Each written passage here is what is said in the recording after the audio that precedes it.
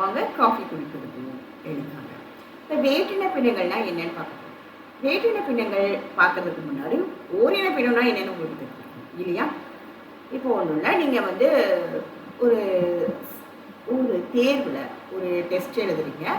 அதில் ஃபஸ்ட்டு வந்து கணிதம் உங்களுக்கு நல்லா வருது. கணிதத்தில் 10க்கு 9 மார்க் எடுத்துறீங்க. அப்புறம் அறிவியலில் 10க்கு 7 மார்க் எடுத்துருக்கீங்க. இப்போது இது ரெண்டில் எது நிறைய வாங்கியிருக்கீங்கன்னா ஈஸியாக சொல்லியிருக்கீங்க, நான் கணிதத்தில் நல்லா நிறைய வாங்கியிருக்கேன். ஏன்னா 2 டெஸ்ட்டுமே 10க்கு வச்சுருக்காங்க, அதனால் என்னால் ஈஸியாக சொல்ல முடியும். இப்போது இந்த 2 பகுதியும் ஒரே எண்ணாக இருக்குது. இந்த 9/10 7/10 இந்த மாதிரி ஒரே பகுதி. இது வந்து ஓரின பின்னங்கள்.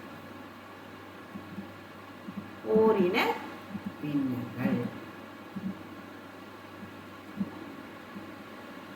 இப்போ வேற்றின பின்னம்னா என்ன? ஓகே, அடுத்த ஒரு எடுத்துக்காட்டு பண்ணலாம். இப்போ ஒரு ஜூன் மாதம் வைக்கிற டெஸ்ட்டில் 20க்கு வைக்கிறாங்க. நீங்கள் கணக்கில் 20க்கு 15 வாங்குறீங்க. ஜூலை மாதம் வைக்கிற டெஸ்ட்டில் 10க்கு தான் வைக்கிறாங்க. டெஸ்ட்டே 10க்கு தான் வைக்கிறாங்க, நீங்கள் 7க்கு வாங்க. இப்போ நீங்கள் இதில் எது நிறைய மார்க் வாங்கியிருக்கீங்கன்னா எப்படி சொல்லுவீங்க? முதல் டெஸ்ட்டில் 5 மார்க் விட்டுட்டேன், 2வது டெஸ்ட்டில் 3 மார்க், அப்போ முதல் டெஸ்ட் தான் அப்படி நீங்கள் கனெக்ட் பண்ண முடியாது. எப்படி முறையாக எப்படி பண்ணணும் அப்படின்னா, இப்போ இதில் பகுதி வந்து வேறு வேறையாக இருக்குது. அதனால் இந்த பின்னங்கள் வந்து வேற்றின பின்னங்கள். ஆக பகுதி ஒன்றா இருந்தால் ஒரே இன பின்னங்கள், பகுதி வேறு வேறையாக இருந்தால் அது வேற்றின பின்னங்கள். இது ரெண்டும் வேற்றின பின்னங்கள். அப்போ இதை நான் என்ன பண்ணணும்னா ஒரே இனமாக மாற்றணும். அப்போ இந்த பகுதியை நான் வந்து 20ஆக மாற்றணும். எப்படி மாற்றுறது? நம்ம சமான பின்னம் படிச்சிருக்கோம். பகுதியும் தொகுதியும் ஒன்றா ஒரே எண்ணால் பெருக்கினா இதுக்கு சமமான ஒரு பின்னம் நம்ம கொண்டு வர முடியும். சரியா? அப்போ இந்த 10 எப்படி நம்ம 20ஆக மாற்றலாம்? 2ஆல் பெருக்கினா 20 வரும். ஸோ நான் என்ன பண்ணுறேன்னா பகுதியும் தொகுதியும் 2ஆல் பெருக்கிறேன். இப்போ இந்த 14/20 இது என்னன்னா, இந்த 14/20 இந்த பின்னத்துக்கு சமானமாக இருக்குது, ஈக்குவலாக இருக்குது.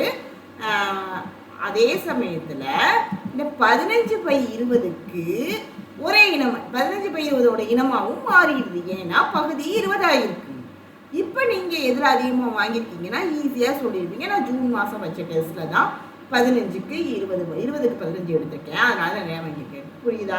அப்போ ஒப்பீடு வரும் இடத்துல என்ன பண்ணணும்னா நம்ம இந்த ஒரே இன பின்னங்களை வந்து வேற்றின பின்னங்களை ஒப்பீடு பண்ணும்போது ஒரே இன பின்னமாக மாற்றிக்கிறணும்.